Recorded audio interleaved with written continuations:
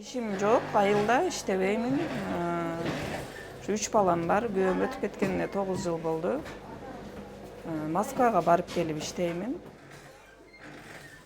Айжыбек Исакова кесиби боюнча ашпозчу, бирок кесибине ылайык элет жеринде жумуш таба албады. Андыктан эми башка тармакты да өздөштүрүп көрүүнү чечти.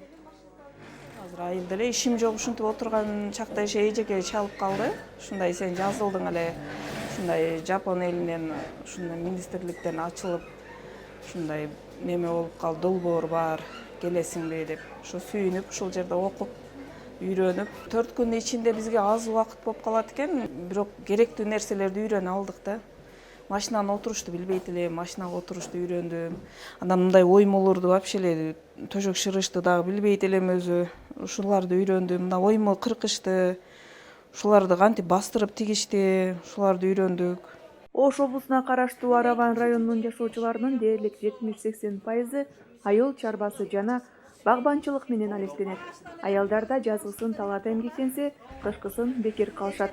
Тигүүчүлүктү үйрөнүүгө жумушсуз отурган 20 кыз келиндер чакырылган. Кече ушул мына азыркы эле немеде фартук тигип өз берки наркы группага 50 сомдон сатышты. Эң жөнөкөй. Өздөрүнө мал байлаганга жип өрүп үйрөнүп, ар бирден жип магазинден жип алып келишти, өрүп үйрөнүштү. Аябай ыраазы болуп атат. Анан бирөөсү ошо үйүнө көйнөк шымы менен тикти. Ошо 4 күн мына ушул күнгө чейин.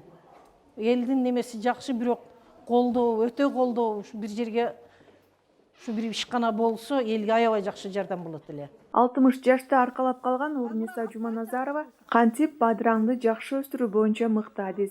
Кошумча башкаларга да анын өстүрүүнүн сырын окутат. Табигый ден соолукка пайдалуу азыктарды туура эгип, өстүрүп, кайра аны кардарларга мыкты баада сатуунун да өзгөчө сырлары бар экенин айтат. Дыйканчылыкты деле канча жасашып койсо дагы же сортту тандашын билбейт да. Уруктун сортун тандаша албайт дагы. Бирөө башка базардан эле жапжашыл болгон көчөт тап келип эгет дагы ал күзгө чейин жашыл болуп 5-6 эле мөмө берет, түшүм бербейт. Ал деген баягы базарчылардын өтүмүнө карайт да.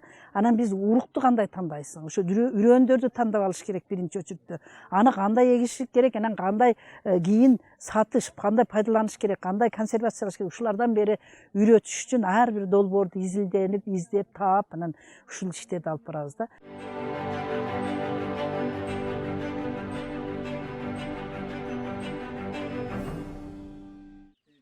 Бөдөнөнү эркектер гана багат десеңиз жаңылышасыз. Жумуш жок деп бекер отурбай, Азада Ризаева бөдөнө өстүрүп көрүүнү чечкен. Өз балдарына пайдалуу азык жана үй тиричилиги үчүн керектүү каражатты бөдөнө менен жумуртка сатып табат. 30 бөдөнөсүнөн күн сайын 20-25 дана жумуртка алат. Унчалык иш харакат. Анчалык көп эмгекти талап кылбайт. Өтө деле кыйынчылыгы жок. Аз эле жерди ээлейт. Карап эле коесуң. Суусун тез-тез алмаштырасың. Данын карап алмаштырып, тез-тез түбүн тазалап туруу зарыл. Өтө деле оор иш эмес. Көбүрөөк жаш балдарга иммунитетти көтөрүүгө, тамак ооруга, анан карыяларга иммунитетти көтөрүүгө буту ооругандар алып турушат. Бөдөнө негизи бардык эле жерге дары. Hamma yoqqa foydali bedanani. Элет айымдар үчүн негизги көйгөй жумушсуздук. Бирок үйдө отуруп деле жумуш табып, үй тиричилигине жардам бере турган жагдайлар боюнча атайын окутуп үйрөтүү иштери өлкөнүн 5 облусунда жүргүзүлүүдө. Ош, Жалал Абад, Баткен, Талас жана Нарын облустарында окутуу иштери улантылды.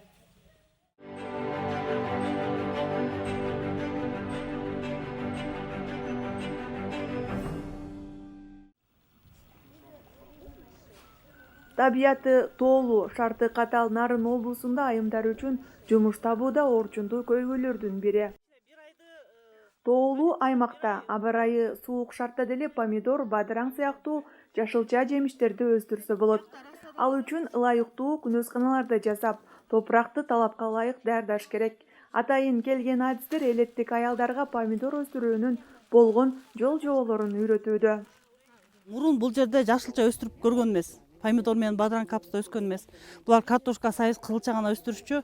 Анан азыр мен ошол жашылчаны пайдалуулугун үйрөттүм. Жашылча организмге кандай пайдалуу экенин, ошонун өстүр ыкмаларын үйрөттүм, элдик ыкмаларды колдоону үйрөттүм, органиканы үйрөттүм. Ошондой эле парник жасаганды үйрөттүк. Анан азыр биз парникке ушундай помидор менен бадыраңдын рассадасын отургузуп кантип өстүрүш керек, кантип түшүм алыш керек деген, мындайча айтканда өстүр ыкмаларын, сырларын үйрөнүп алышты. Эми көбүнчөсү кызыгып атышат, баары тең уже үйлөрүнө парник жасап, ушундай парниктер жасап, уже даярданып атышат. Айылда эми андай аял кишилерге ылайыктуу жумуш жок. Анткени биз балдарды көбүнчө карайбыз, үйдө элебиз да. Үйгө бизге андай жумуш аткара албайбыз. Жолдоштор спиртке иштейт, а биз өзүбүздө аялдарга жумуш жок. Жумуш иштей алчу эмеспиз. Эми буюрса балдарыбыз менен биргеликте бул проекти бизге жакты, жакшы болуп атат бизге. Ошо чогуу биргеликте өстүрүп, балдарыбызга дагы биз үйрөткөнгө дагы жакшы экен. Ушундай жер жемиштерди жеп, өзүбүздүн немебиз боюнча өз колубуз менен натуральный да, бизге баардыгын үйрөттү. Компост жасаганды үйрөндүк, кыкты өзүбүз натуральный кыктарда кантип иштетишти мурун билчү эмеспиз. Эми буюрса ушуну аракеттенип, ушуну алып кетели деп жакшы аракет кылып атабыз. Нарын облусунун алыскы аймактары болгон Кара Суу, Ак Дала жана Чолпон айылдарындагы жашоочу кыз-келиндер кыска мөөнөттүү окууларды бүтүрүштү. Анын негизинде ар бир жумушсуз аялдар өз жөндөмдөрүнө жана кызыгуусуна ылайык ар түрдүү тармактарды тандап алышкан. Мурун баарыбыз эле иштебей эле үйдө отурган айымдар болчубуз. Анан бул инициатива бизге деген Япониядан грант келип, бизге жардам берип, анан окуткан. Биз 4 күн окуганбыз. Биз атайын ушу кулинария жагын тандап алганбыз. Анан ошол гранттан баштап биздин эле кызыгуубуз күчөп баштады. Эмнеге эл жасаганды биз жасай албайбыз? Мисалы үчүн муну сатып жечүбүз. Кучкорго барып сатып келип жечүбүз. Анан жасап көрөлү деп жасап баштадык. Эми буюрса ишибиз жакшы, жүрүшүп калдык. Эми бизден деле заказ эми такай эле боло бербейт. Анда-санда заказ болуп калат. Заказ болгондо көбүрөөк жасайбыз. Жакшы эле болуп калат. Эми заказды айылдын ичи эле берет бизде. Сыртка чыга элекпиз айылдан. Пока айылдын ичин камсыз кылып атабыз. Анан мындай бирин-серин келип бала бакыра кекс алып кетет. Келиндер келип айылга бараттык эле же үйдөн жейли деп сатып алгандар болот. Ошентип элеттик жумушсуз олтурган аялдарда дагы аракеттер пайда болуп жатат. Ал эми айрымдары төшөк жууркандарды тегишип, кыздар үчүн сеп тигүүгө өтүшкөн. Азыркы куруп аткан шешептерибиз, журкандарыбыз, курак төшөктөрүбүздү элге тартуулап атабыз. Буюрса заказ алып, элден жакырчылыктан чыгуу үчүн, сатыш үчүн, андан дагы мээде азыр кыз-келиндер да бар, пособие албаган келиндер бар, иштебеген келиндер бар. Ошолорго үйрөтүп, дагы командабызга кошуп, дагы кеңейтсекпи деген оюбуз бар.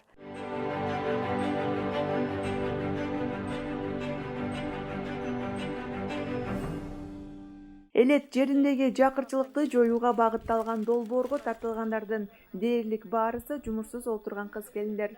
Өзгөчө гендердик теңчиликке жеткирүү жана аялдардын эркектерге болгон көз карандуулугун жоюу багытын көздөйт. Аялдар да өздөрү ойлонуп, иш-аракет жасап, каражат таба ала тургандыгын көрсөтөт. Жергиликтүү аялдар өздөрүнүн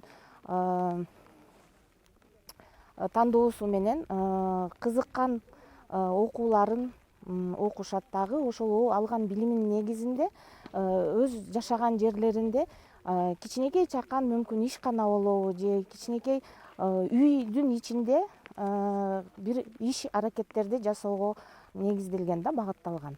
Азыркы кезде биздин долбоор 2018-жылы башталган.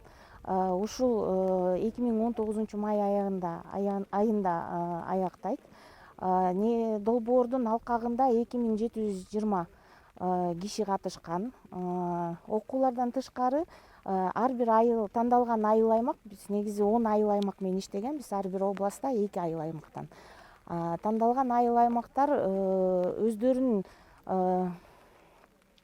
көйгөйүнө жараша кандай керектүү инфраструктуралык долбоорлорду дагы ишке ашырышат да. Борбор шаарлардан алыскы аймактардагы кыз-келиндердин жумушка тартылып, өз алдынча киши ишкердик түрлөрүнө кызыгуусу бул жакшы жашаан экенин гендердик серепчилер белгилешет.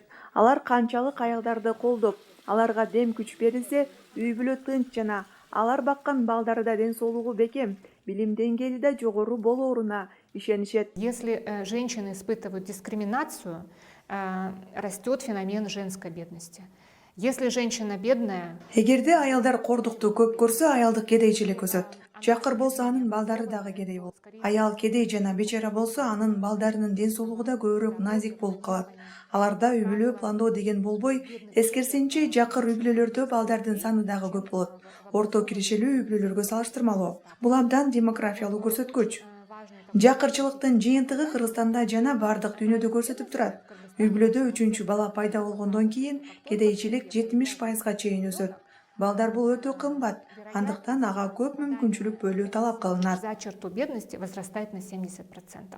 То есть дети это дорого, в детей нужно вкладывать много ресурсов. Демек, аялдардын тагдыры бир өзү менен чектелбейт. Анын тагдырынан келечектеги улуу кыздарынын жашоосу да көз каранды. Андыктан гендердик өсүп өнүгүү, аялдардын жумуш менен камсыздалып, алдыга өсүүсү өлкөнүн келечеги үчүн.